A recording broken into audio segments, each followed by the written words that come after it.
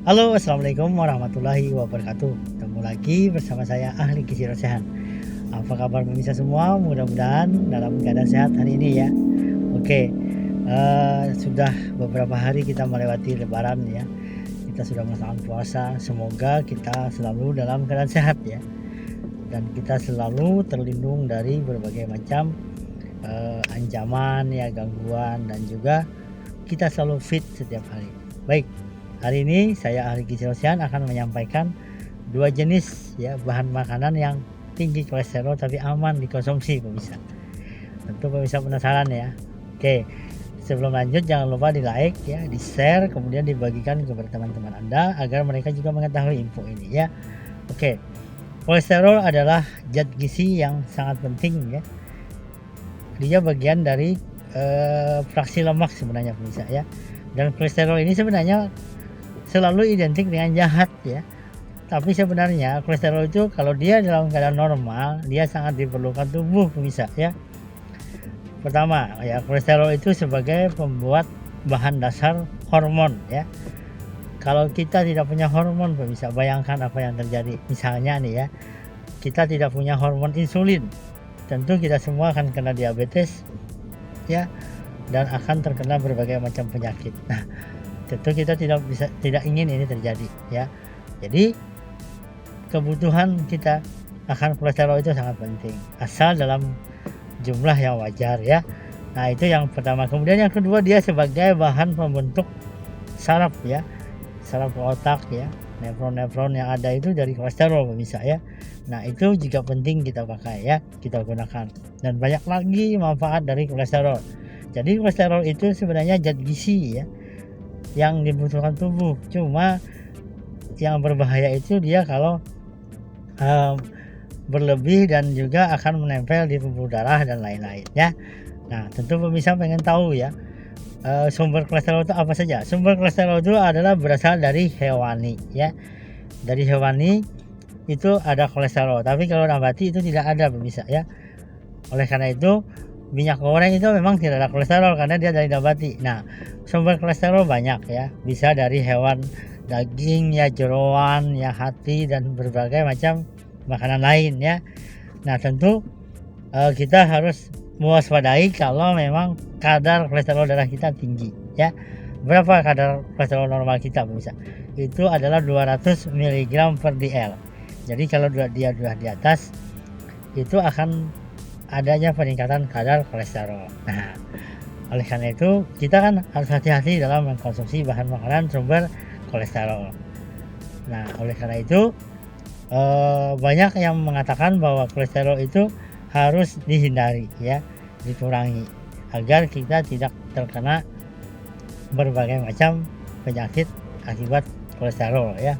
Nah, oleh karena itu kita harus memang perlu memperhatikan bahan makanan yang tinggi kolesterol. Nah, ada dua jenis sebenarnya bahan makanan ini ya yang saya dapatkan dari info. Beberapa literatur mengatakan bahwa ini aman kita konsumsi ya, walaupun dia mengandung kolesterol ya. Apakah bahan makanannya tersebut pemirsa ya? Pertama adalah telur pemirsa. Telur memang mengandung 60% ya kandungan kolesterolnya ya. Dan ini kan sangat dianggap sangat berbahaya. Namun ya, di dalam komposisinya ya, dia hanya mengandung, telur itu hanya mengandung 8% lemak jenuh ya. Jadi dia sebenarnya aman dikonsumsi sepanjang kolesterol kita tidak tinggi ya. Jadi jangan takut makan telur ya kalau Anda tidak bermasalah ya. Kenapa? Karena memang manfaat yang ada pada telur itu luar biasa bisa ya. Dia mengandung protein yang esensial ya. Protein esensialnya adalah protein yang tidak bisa diproduksi oleh tubuh ya, dia ditangkap dari luar ya. Dan ini sangat diperlukan tubuh kita, berbeda dari sumber nabati ya. Itu yang kedua. Kemudian telur juga kaya akan vitamin dan mineral. Mineral penting ada semua ya. Vitamin juga ada, hanya yang tidak ada vitamin C ya. Jadi telur itu tidak mengandung vitamin C, tapi dia mengandung hampir semua zat gizi yang ada ya.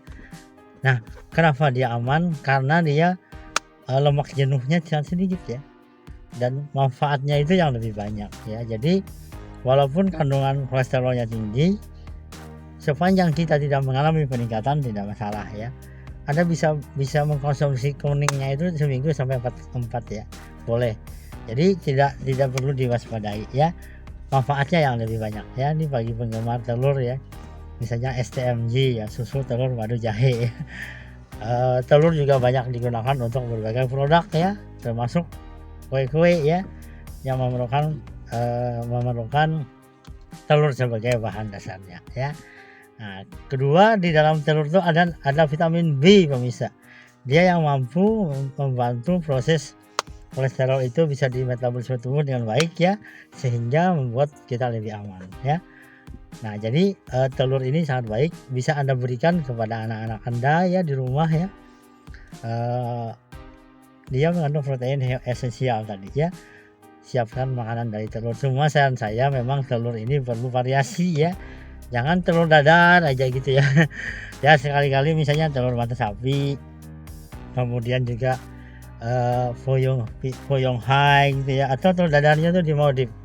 Misalnya di dalamnya ada sosis, ada hati ya, untuk anak-anak ada sayurnya ya, sehingga anak-anak menjadi lebih suka ya. Oleh karena itu aman dikonsumsi bagi Anda sepanjang Anda tidak mengalami peningkatan kolesterol yang tinggi ya. Tubuh kita tanpa kita makan kolesterol pun dia akan tetap memproduksi di hati ya, karena dia diperlukan tadi sebagai bahan dasar hormon ya. Nah, asupan telur itu sangat penting ya bagi tubuh kita ya. Nah, mulai sekarang jangan takut makan telur. Sepanjang Anda tidak mengalami peningkatan kolesterol yang signifikan, aman-aman saja ya. Nah, kemudian yang kedua ya, tadi saya bilang ada dua. Yang kedua selain telur adalah seafood, tapi seafoodnya adalah jenis kerang-kerangan. Nah, ini kerang-kerangan juga diidentifikasi dengan tinggi kolesterol bisa. Tapi tahukah Anda ya, pada kerang itu tidak ada lemak tidak jenuhnya ya. Tidak ada lemak jenuhnya ya. Dia sangat baik dikonsumsi sebagai protein ya, yang bagi kita sangat diperlukan. Dan banyak orang mengatakan hindari makan kerang-kerangan karena memang kolesterolnya ada, tapi dia aman dikonsumsi ya. Nah, cuma kerang-kerangan ini diwaspadai bagi Anda yang mengalami asam urat. Kalau Anda asam urat sih hindari ya kerang-kerangan dia, karena dia tinggi asam urat. Tapi bagi Anda yang kolesterol ya aman ya, tidak masalah ya, karena dia mengandung protein esensial ya, yang mengandung vitamin mineral yang sangat kita perlukan pemirsa, seperti zinc ya, selenium ya, masih banyak lagi ya jenis mineral, zat besi dan lain-lain, mencegah anemia, mencegah bagi ibu-ibu ya. Konsumsi kerang-kerangan juga menghindari anak lahir baby sumbing ya, anak lahir cacat. Bagi penggemar kerang silahkan nikmatin ya, jangan takut ya, Anda tetap sehat sepanjang Anda tidak mengalami kolesterol yang tinggi ya. Ini kata kuncinya, kolesterol yang tinggi. Tapi kalau Anda biasa-biasa saja tidak masalah ya, karena dia kaya zat gizi. Oleh karena itu telur dan kerang-kerangan itu tidak masalah Anda konsumsi ya, karena dia kaya zat gizi, terutama sumber protein hewani ya. Ada 4 kehebatan sumber hewani bisa ya dibanding nabati. Pertama, dia mengandung protein esensial.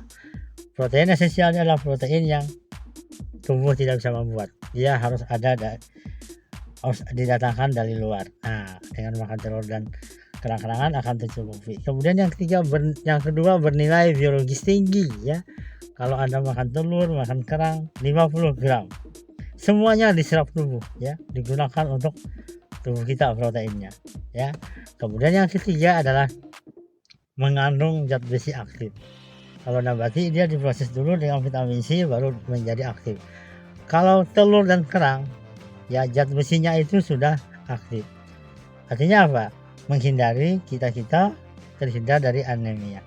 Nah, anemia ini sangat berbahaya apalagi bagi ibu hamil ya, akan menyebabkan lahir bayi meninggal, BBRL ya, dan banyak lagi akibat yang lain. Nah, yang terakhir, yang keempat kehebatan dari sumber hewani adalah mengandung vitamin B12. Vitamin B12 juga sebagai pembentuk sel darah ya, dan dari nabati tidak ada ya. B12-nya hanya dari hewani. Kalau nabati ada satu, yaitu tempe, itu juga karena proses fermentasi, lalu dia ada B12-nya. Oke, Demikian info ya, 2 makanan yang tidak perlu Anda takut kandungan kolesterolnya, sepanjang kolesterol Anda aman. Oke, terima kasih. Jangan lupa selalu ikuti Ahli Gizi Sehat ya. Yang belum subscribe tolong di-subscribe ya, dan bagikan kepada teman-teman Anda. Terima kasih. Semoga kita dalam keadaan sehat. Jaga kesehatan ya. Cuci tangan pakai sabun ya. Jaga jarak dan menggunakan masker ya, dan mengkonsumsi sayur-sayur dan buah-buahan yang tinggi antioksidan. Terima kasih. Assalamualaikum warahmatullahi wabarakatuh.